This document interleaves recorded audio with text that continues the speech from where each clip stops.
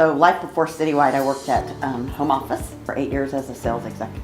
And I was a teacher and a coach, primarily a football coach, for 17 years. You definitely go through growing pains when you build a business, and it hasn't always been peaches and cream.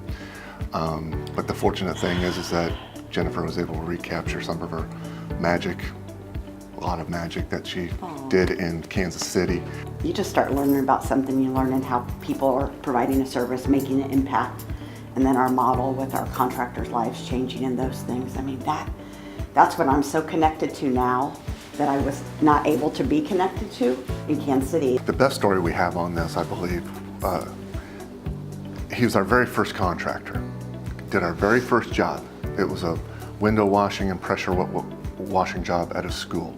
We got to know him a little bit, he and his family, and we had he and his family over at our house, and he would invite us to his house. Now they had 5 kids, and they were living in about 1,000 square foot home with 3 bedrooms.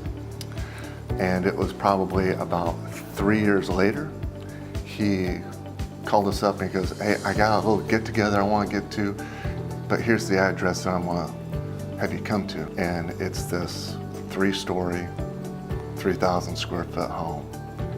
And we walk into the door and he has his family, his brothers and sisters, and he said, "You guys are the ones of why this happened." We got to a point where it's like, what can we do more for our family?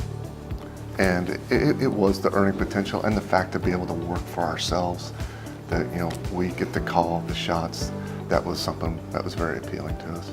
Yeah, creating a culture, I think, for TJ and I was something that got me excited. And when he was leaning on me and trying to push me, he was telling me these things because he has a strong coaching background. And so, as a team, you have a culture. You get to pick the people you want to work with.